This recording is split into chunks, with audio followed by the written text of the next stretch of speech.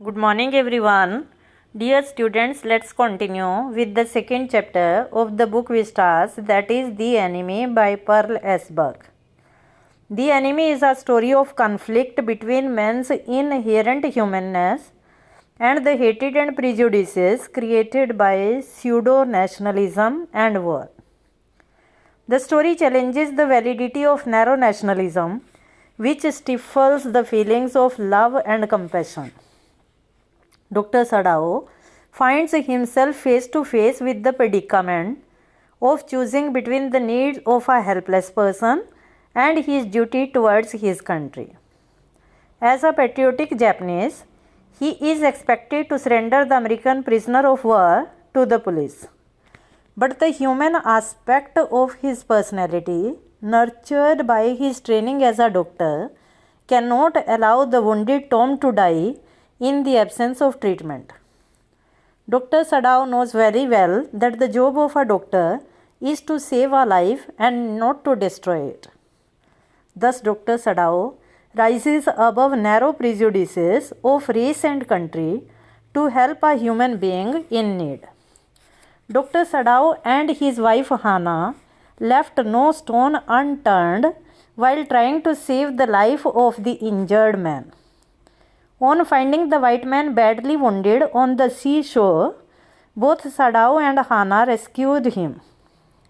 Dr. Sadao immediately tried to stop the gun wound by packing it with sea moss. Both Sadao and Hana gave shelter to the man even after discovering that he was an American prisoner of war. Next, they went against their family tradition and carried the bleeding prisoner to Dr. Sadao's father's bedroom. Hana decided to wash the prisoner before Dr. Sadao got down to treat him. She wanted Yumi's help, who is the nanny of children, for this task. But she had to do it all alone because Yumi refused to do so. Then Sadao sought Hana's help to give an aesthetic to the man while he operated upon him. This was very difficult for Hana, as she felt nauseated on seeing the wound. Still, she helped her husband and later took good care of the prisoner till he recovered. Dr. Sadao realized that prolonging the man's stay in their house would risk his life.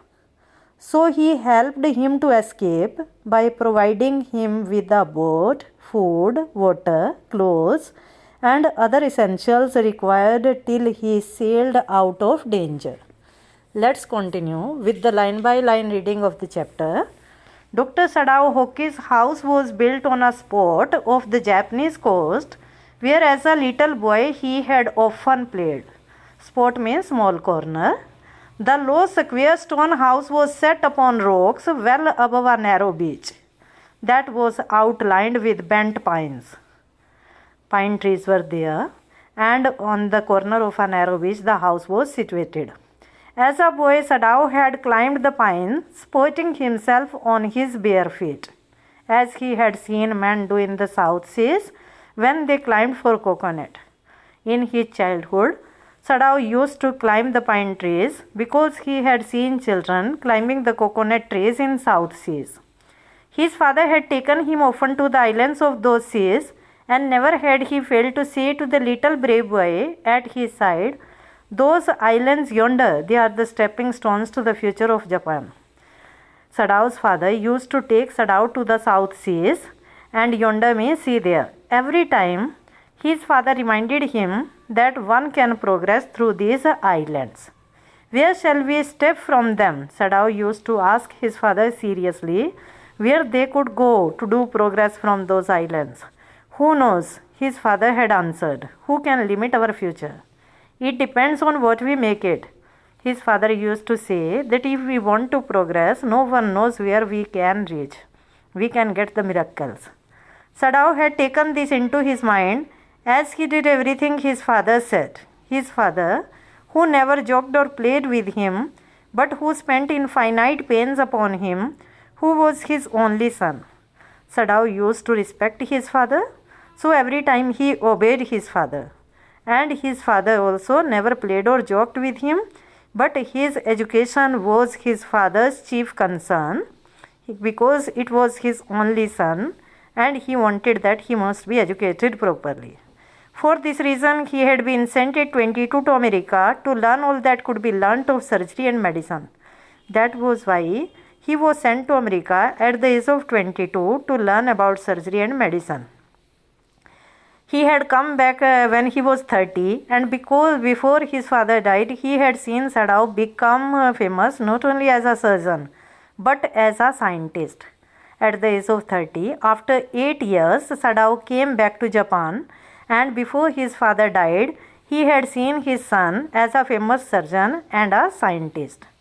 Because he was perfecting a discovery which would render the wound entirely clean, that was why he had not been sent abroad with the troops.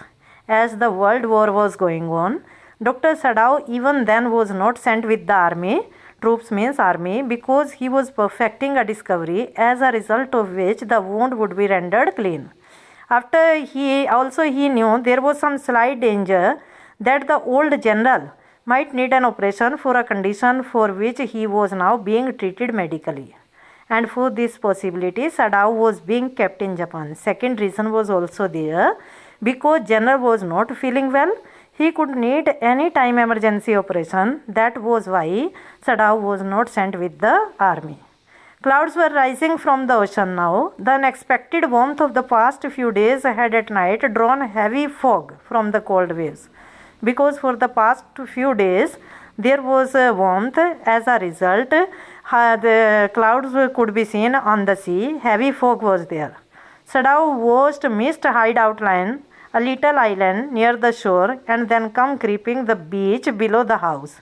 Sadao saw that the mist had hidden all the trees, and very soon the mist kept their house also hidden.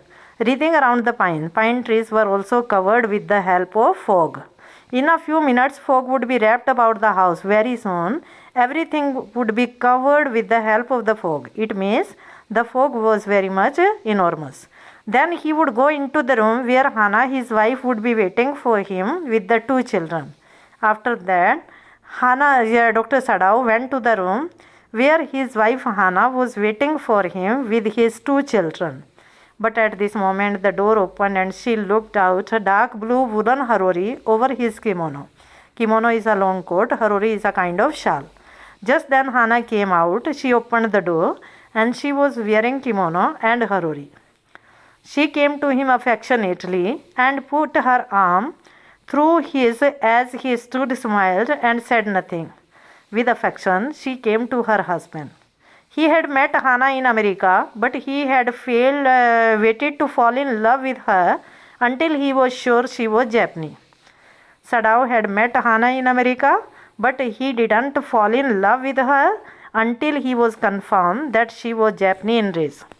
His father would never have received her unless she had been pure in her race, because Sadao's father was true patriot and he would not accept a daughter-in-law unless he was convinced that she was Japanese in tradition. He wondered often whom he would have married if he had not met Hana, and by what luck he had found her in the most casual way, by chance literally, at an American professor's house. Because their married life is a happy one and they are very much satisfied. Usually, Dr. Sadao thinks that if on that particular day he hadn't met Hana at the house of Professor Harley, whom would he have married? The professor and his wife had been kind people, anxious to do something for their few foreign students. Because Hana and Dr. Sadao were foreigners for the Americans, the Professor Harley and his wife were very kind for the foreign students. And the students, though bored, had accepted the kindness. Students also knew that they were very kind. And they had accepted this kindness. Sadao had often told Hana how nearly he had not gone to Professor Harley's house that night. Usually, he tells his wife that that day he hadn't any intention of going to Professor Harley's house. The rooms were so small because he didn't like the house of professor. First of all, rooms were small, the food so bad, the professor's wife so voluble. Voluble means talkative. But he had gone, and there he had found Hannah, a new student, and had felt that he would love her if it were all possible. And on that particular day, he had met Hannah, and when he saw her for the first time, he thought that if it would be possible, he would definitely marry her. Now he felt her hand on his arm and was aware of the pleasure it gave him. He was happy, and he put his hand on the arm of Hannah, even though they had been married years enough to have the 2 children. So many years have passed for their marriage, and they have 2 children also. Even then they are happy. For they had not married heedlessly in America. Heedlessly means carelessly, without thinking. Because they hadn't married carelessly. They had finished their work at school and had come home to Japan. First of all, they had completed their studies. After they had come to their country, Japan, and when his father had seen her, the marriage had been arranged in old Japanese way. When Sadao's father had seen Hannah, just then in Japanese ways, marriage was solemnized. Although Sadao and Hannah had talked everything over beforehand, because beforehand means before that, both of them had discussed everything. They were perfectly happy. She laid her cheek against his arm. They loved each other. It was at this moment that both of them saw something black come out of the mist. Just then, they were standing in the railing of their house. They saw something which came out of the ocean, was covered with the mist. It was a man. When they looked carefully, they were able to find that it was a man. He was flung up out of the ocean. Flung up means thrown. The man was thrown out of the ocean. Flung, it seemed, to his feet by the breaker. Breaker means waves. He was stuck with the rocks, and he was thrown with the help of waves. He staggered a few steps. Staggered means walked unsteadily.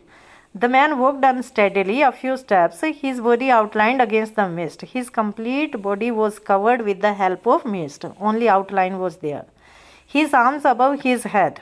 Then the curled mist hid him again. Curled means curved. The curved mist once again covered him. Who is that? Hannah cried. Just then Hannah cried, who is that man? She drooped. Drooped means stopped Sadao's arm, and they both leaned over the railing. Leaned means bent. They bent the railing of the veranda. Now they saw him again. They looked at the man carefully. The man was on his hands and knees crawling. The man was crawling with the help of his hands and feet.